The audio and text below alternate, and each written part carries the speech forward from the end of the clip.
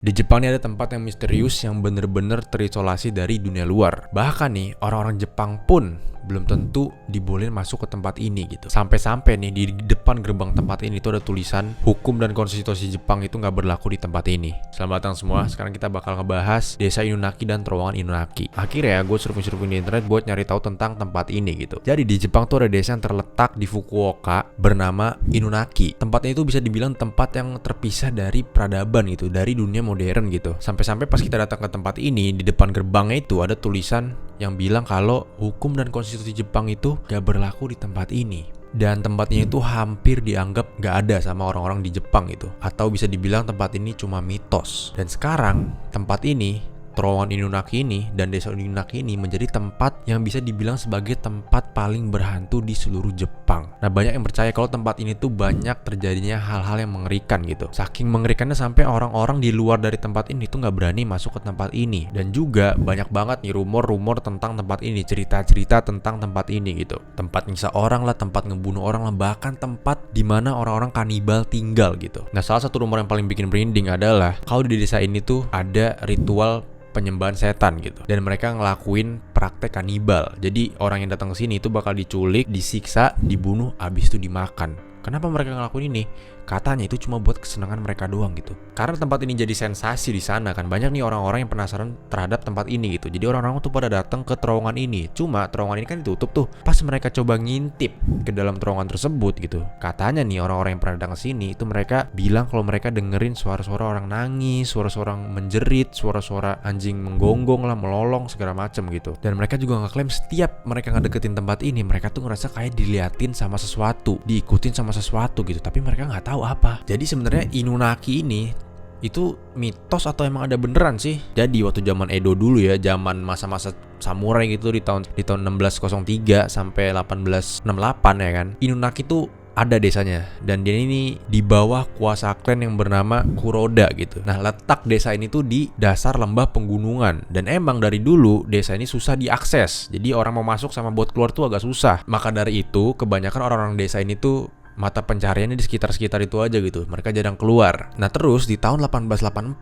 pemerintah Jepang nih bikin proyeksi terowongan yang nembus gunung gitu di wilayah itu. Nah, cuma karena waktu itu teknologi nggak secanggih sekarang ya, jadi masih pakai orang mungkin. Proyek ngebangun terowongan itu menjadi hal yang susah gitu, hampir bisa dibilang mustahil, dan makan banyak korban jiwa juga. Nah, karena inilah proyek ngebangun terowongan ini tuh sempat diberhentiin sampai tahun 1927. Nah, sekarang terowongan ini tuh dihantuin sama suara-suara orang yang meninggal di dalam terowongan tersebut, yang terbunuh selama proses pembangunan terowongan itu berjalan ya kan. Nah, orang-orang yang ngedeketin terowongan ini juga nggak jarang ya buat ngedengerin suara anjing yang menggonggong atau lagi melolong gitu ya guys. Nah, kenapa suara anjing gitu? Karena gini, Inunaki itu berasal dari kata Inu itu kan anjing, terus Inunaki itu anjing yang melolong. Jadi makanya ada suara anjing gitu kan. Nah, itu kalau ceritanya terowongan Inunaki gitu.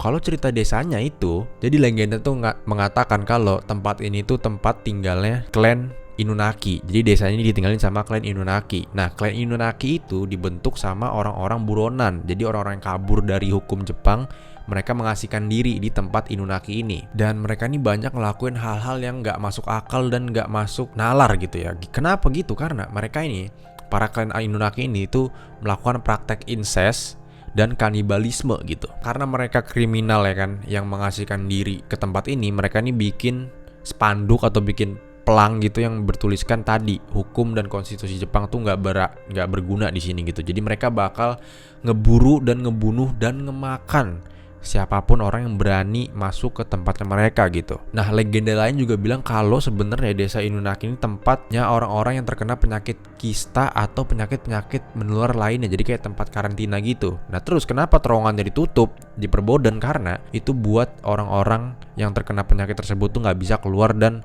menularin penyakit mereka ke orang-orang yang lainnya gitu. Dan di terowongan ini tuh kalian tuh nggak bakal ada sinyal, nggak bakal sinyal radio tuh nggak bakal nyala. Jadi nih, kalau misalkan kita berhasil masuk ke terowongan tersebut terus kita terjebak gitu, ya udah, kita nggak bisa keluar dari situ ya kan, nggak bisa minta tolong, nggak bisa manggil helikopter, nggak bisa manggil brimob, TNI, nggak bisa ya kan. Nah terus ada cerita lagi nih di terowongan Inunaki ini. Jadi pada tanggal 7 Desember tahun 88 sempat ada kejadian pembunuhan yang sadis. Kenapa sadis? Karena ada orang dibakar di situ ya kan. Orangnya itu bernama Umeyama Koichi. Jadi dia ini lagi pulang kantor habis dari kerja gitu, naik mobil, dan dia ini lagi diem di lampu merah di deket terowongan tersebut itu. Pas dia lagi diem di situ, tiba-tiba dia didatengin sama 5 orang anak muda berusia 16 sampai 19 tahunan gitu. Anak-anak muda ini minta buat si Umeyama ini keluar dari mobilnya karena mobilnya mau dipakai sama bocah-bocah ini. Ya dia ngerasa, wah apa-apaan ini mobil gua, kan gua nggak mau lah gitu. Karena Umeyama nolak, si anak-anak muda ini tiba-tiba agresif dan mecahin kaca terus nyeret si Umeyama keluar dari mobil dia gitu.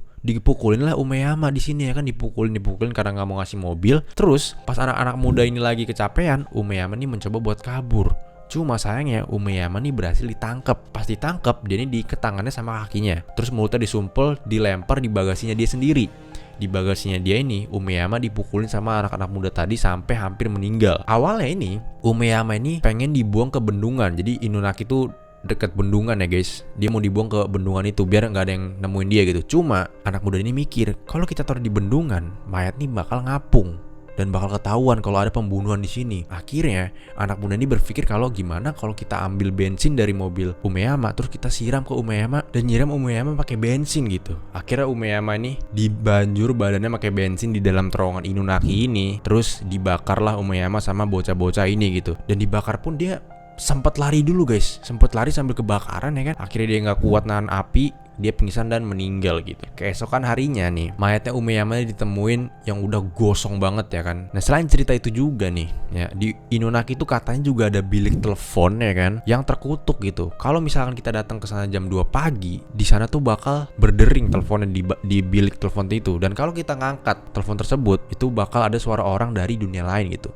yang ngebisikin kita dan nyuruh kita buat datang ke desa Inunaki gitu. Dan mereka maksa ya kan. Nah kalau kita nggak mau, misalkan kita nolak nih, ngapain gua kesono gitu kan, jam 2 gitu. Bilik telepon tadi, yang kan bilik telepon kan ada pintunya tuh, itu bakal kekunci dan tiba-tiba bakal ada air yang keluar dari tempat itu dan kita bakal tenggelam di situ gitu. Nah sebenarnya kalau bisa dibilang ya, walaupun banyak mitos ya, walaupun banyak legendanya, desa Inunaki itu emang beneran ada gitu. Dan bukan kota hantu, kota yang berhantu gitu sebenarnya Inunaki ini. Sebenarnya bentuk aslinya desa Inunaki itu udah nggak ada sejak tahun 1986 pas bendungan Inunaki dibangun gitu. Kenapa nggak ada bentuk fisiknya? Karena ya kena air, tenggelam ya kan. Nah walaupun secara fisiknya nih ya desa Inunaki ini nggak ada, cuma legenda-legenda tentang desa ini itu masih ada dan banyak banget tersebar di Jepang gitu.